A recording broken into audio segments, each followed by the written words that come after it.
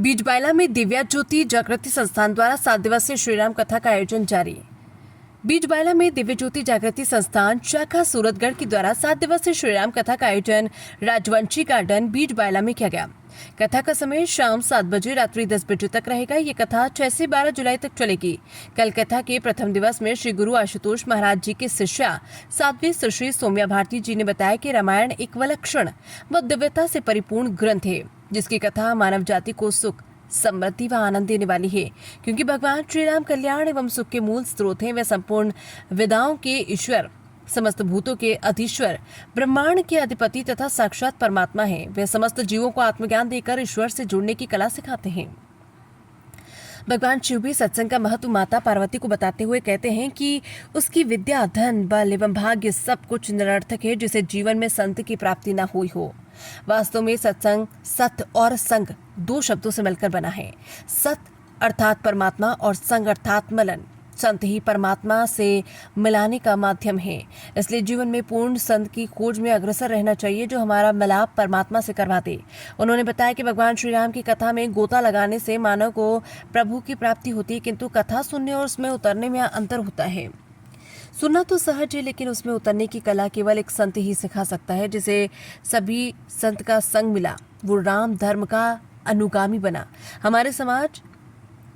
हमारी समस्त वैद शास्त्र सत्संग की महिमा का अनेक प्रकार से वर्णन करते हैं। एक घड़ी के सत्संग की तुलना स्वर्ग की समस्त संपदा से की गई। एक जंजीरों में बंधा हुआ जाएगा, ऐसा संत कबीर जी कहते हैं। ऐसा क्यों होगा? ईश्वर के घर में भेद नहीं, सबके लिए एक सा नियम होता है, लेकिन ये मृत्यु का नियम सबके लिए परिवर्तन क्यों है? कारण जानते हैं? जैसा जीवन जिएंगे वैसा परिणाम होगा।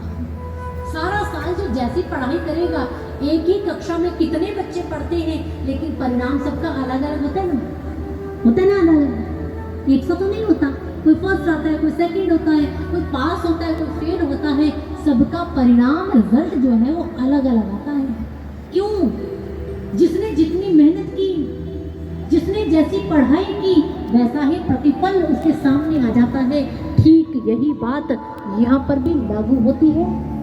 जो जैसा जीवन जिएगा, जो जीवन को जैसे ढंग से जिएगा, उसका परिणाम अंतिम रूप में उसके सामने वैसा ही आएगा। इसलिए संत कहते हैं जीवन में कुछ सीखें। आप महाभारत के अंदर 2 नाम सुनते हैं, हमेशा आपने सुने होंगे, आपको याद भी होंगे।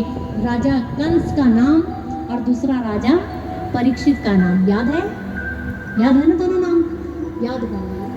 अब कहानी दोनों के जीवन की बड़ी अलग अलग है, प्रेरणा हमें अलग अलग मिलती है दोनों से। कैसे? कहते हैं कि जब कंस को पता चला कि उसकी बहन की 8वीं संतान उसका काल बनकर जन्म लेगी, तो उसने क्या किया? उसी समय अपने काल को खत्म करने का, मिटाने का कारण ढूंढने लगा, उपाय करने लगा कि क्या करूं कि मेरा काल जन्म ही ना ले। बहुत प्रयास किया, बहुत भागा अपनी मृत्यु से, लेकिन क्या कंस। साध्वी जी ने बताया कि आज कथा का दूसरा दिन है, जिसमें भगवान श्री राम जी का जन्म उत्सव बड़े हर्षोल्लास के साथ मनाया गया। आज कथा में बड़ी संख्या में गणमान्य नागरिक एवं श्रद्धालु उपस्थित रहे। अन्य साध्वी बहनों ने मधुर भजनों की प्रस्तुति देकर उपस्थित श्रद्धालुओं को भावीभोर कर दिया।